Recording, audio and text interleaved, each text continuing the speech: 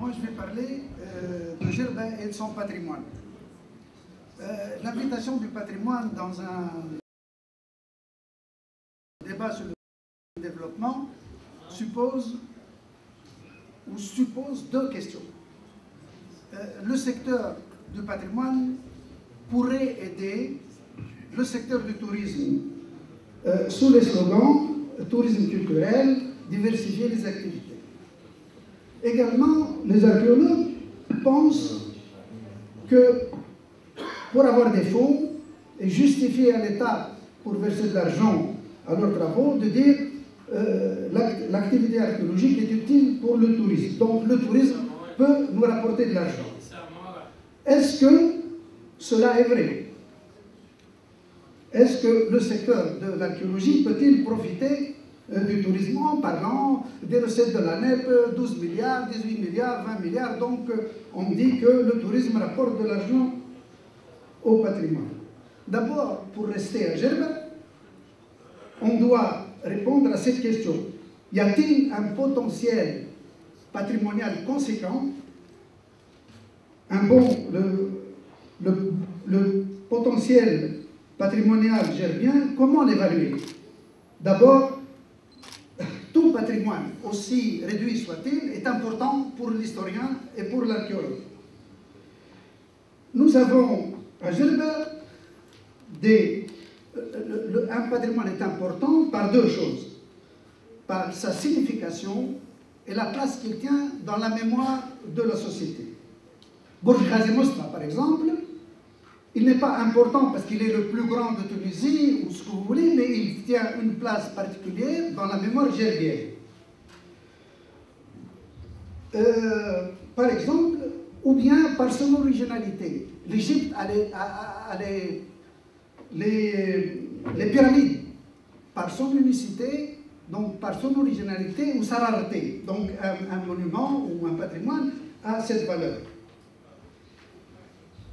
Si vous avez un monument où il y a des milliers d'exemples et partout, donc il perd un peu de sa valeur. Et les touristes n'iront pas voir quelque chose qu'ils ont partout. Donc, qu'en est-il du patrimoine djerbien? Nous avons du patrimoine pré-romain. Le mausolée de Bourg, nous avons les nécropoles de Gizeh et compagnie, nous avons un patrimoine antique, Menaims, Bourg, etc. Nous avons un patrimoine médiéval et moderne, les mosquées, les fortins et les forteresses. Et une grande partie du patrimoine djerbien des traditions populaires. Les menzels, les bijoux et compagnie, le costume, etc. Pour évaluer ce patrimoine, au niveau du patrimoine antique, il n'a aucune valeur. Menaims, par exemple, que vaut-elle devant Doug ou El Jem? Donc, mais la spécificité de la valeur du patrimoine djerbien réside dans nos monuments du Moyen-Âge, ou si vous voulez, médiéval. Ce que nous avons d'unique au monde, c'est nos mosquées. Donc, c'est un patrimoine particulier à Djerba. Il est unique. Mais, pour le touriste, par exemple, aller à Menaims, il devrait aller à Bougra, donc beaucoup plus important.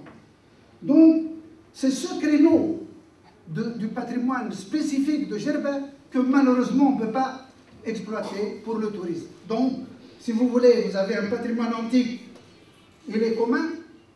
Vous avez un patrimoine médiéval, si vous voulez, ou islamique, que vous ne pouvez pas utiliser. Parce que, à cause de la mentalité et des rétrogrades qui existaient même avant 2011. Actuellement, à Djerba, la mosquée de Fadloun était le centre qui faisait rentrer le plus d'argent, beaucoup plus que le musée et beaucoup plus que Bourg Ghazi Mosfa. Et il est fermé. Donc, comment peut-on, de cette question, comment peut-on utiliser le patrimoine pour le tourisme? Donc, les gens qui enlèvent ce slogan se trompent. Djerba, pratiquement, n'a pas un patrimoine utilisable pour le tourisme, comme on pourrait l'imaginer. Mais un autre patrimoine, il demeure méconnu. Seules les mosquées de Djerba ont fait l'objet d'un inventaire dans le cadre de la carte archéologique.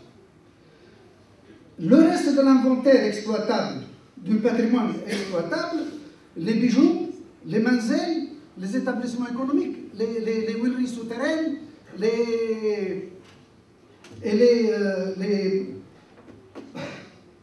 établissements des tisserands, tout ça n'a jamais été inventorié. C'est-à-dire que les spécialistes, les archéologues, les scientifiques ont du travail à faire. Et au niveau de l'inventaire du patrimoine, il y a quelques petites études sur les arts et traditions populaires, mais il n'y a jamais eu un inventaire systématique de notre potentiel ethnographique et au niveau de... Par exemple, les manzelles. Nous avons des houches formidables, mais on ne les connaît pas. Il y a quelques études à l'école d'architecture, mais jamais un travail scientifique systématique comme on l'a fait pour les mosquées n'a jamais été fait. Donc, il y a également, même pour les gens qui pensent à utiliser ce domaine pour le tourisme, il y a un handicap. Malgré cela, le patrimoine est une richesse inestimable pour la société, particulièrement à Djerba et autrement. Et également un élément de développement, mais en dehors du tourisme. Le tourisme, c'est une activité secondaire. Ce qu'il faut pour une bonne gouvernance dans ce domaine, s'ouvrir d'abord sur le continent, Geltis en particulier, et l'indigence du patrimoine antique spectaculaire à Djerba. Deuxièmement, arrêter les agressions contre les mosquées en construisant des minarets disproportionnés, en agressant, en détruisant des mosquées pour les agrandir. Vous avez un monument unique, la mosquée d'El-Mey, par exemple. Sur tout le globe terrestre, vous ne trouverez pas un semblable. Et les gens, depuis des années, ils font des demandes sur demande pour le détruire. Créer un grand musée archéologique et traditionnel au centre de l'île, à l'écart des agglomérations. Le musée, dans les villes, subissent la concurrence déloyale des marchands de tapis et des souvenirs et des papiers. Si le musée de Homsouk ne fonctionne pas, c'est parce qu'il y a le tapis, parce que les guides préfèrent les subventions qu'ils ont des commerçants. Créer des circuits thématiques sur les huileries, les circuits des rouches, des ateliers de terre-sang, c'est un circuit des manzelles spectaculaires. Créer des circuits thématiques et comme ça, on pourrait peut-être valoriser notre patrimoine. Merci.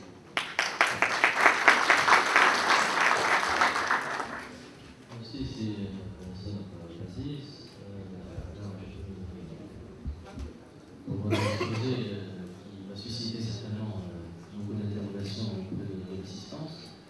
Ce que vous avez dit, personnellement, je ne partage pas à 100%. Et donc, je cède la parole tout de suite au public. Qu'est-ce qui veut parler de l'état des lieux du patrimoine, des problèmes vus que, en tant que citoyen, il constate et qui concernent le patrimoine.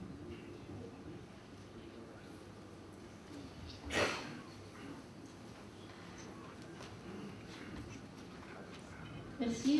Béané, j'ai architecte d'intérieur au Sania Djerba. Le problème ici, peut-être le patrimoine, vraiment on souffre lorsqu'on cherche des artisans. Il n'y a pas d'artisans sur l'île. S'il y en a, on ne les connaît pas. Exemple, le problème du musée de Homsouk, pourquoi il ne serait pas une école artisanale? Comme ça, il y a des touristes qui visitent pour acheter, ou bien nous, on a besoin de faire une conception, on trouve un endroit où on peut réaliser nos idées. Donc, je vous propose de transformer ce musée, parce qu'on a 3 musées sur l'île. Qu'est-ce qu'on va faire, 3 musées? On visite le premier jour et ensuite, qu'est-ce qu'on va faire? On va revenir? Quoi de neuf? C'est ça? Oui, la nouveauté dans tout ça. Une école artisanale, ça sera mieux au centre de ville. Merci. Merci. C'est Najib, vous voulez répondre à la remarque Non, je préfère que ce soit interactif.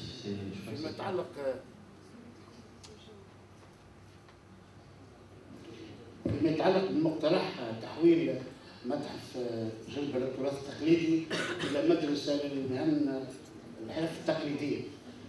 حقيقة ليس المتحف من أدواره أن يلعب هذا الدور بالذات، لكن يمكن أن يساعد عليه.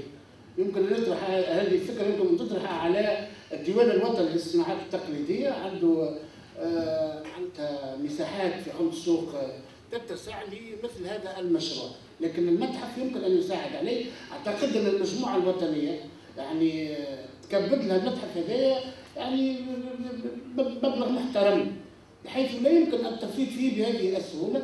المتحف حاليا في وضعية جيدة. المشكل المطروح هو مشكل الترويج، مشكل التعريف به إلى آخره، إلى أن تأتي هذه البدائل. حاليا هذا هو المشكل.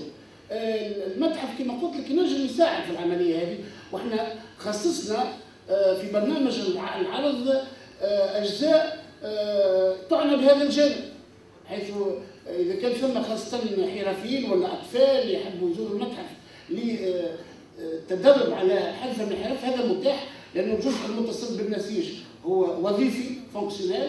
نجموا عندنا حرفي يعني موجود في المتحف على عين المكان، يمكن أن يعني يقوم بتدريبات يعني تدريبات للتلاميذ او للزوار او لكل من يريد ان يتدرب يعني بكيفيه يعني ان يتم اعلامنا مسبقا فقط. فهمنا؟ سامحني الارتزانات ما عادش موجوده في جبهه، شكون مازال يخدم لك جديده وشكون يخدم لك؟ لا ثم سامحني مش قص عليك، انا ثم حاليا موجودين كل واحد ما يعرفش، انا ثم حاليا التصاور اللي عندنا نجم نعديهم من بعض الحرفيين اللي تو مازالوا يمارسوا في الحرف نتاعهم في قلاله، وايضا بعض الحاكه لسه جايين عندهم تو قاعدين تو يعني يخدموا، مازالوا تو موجودين هذوك. معناتها كيفاش يلزمنا نشجعوهم باش يبقاو يخدموا؟ هذا هو السؤال المطروح. فهمت؟ المشكله النتيجه علاش الاتساج اون ديكلان تطيح هذه اشكاليه، على خاطر ما عادش فما ترويج، على خاطر المجازان تاعنا تاع الارتيزانا اللي موجودين في جربه، وانا مانيش ندخل معاهم في سجال ومانيش نلومهم على حق شيء، يعرفوا في منتوجات يعني كان المفروض يشجعوا الصناعات التقليديه باش هي تنجم تواصل وتستمر.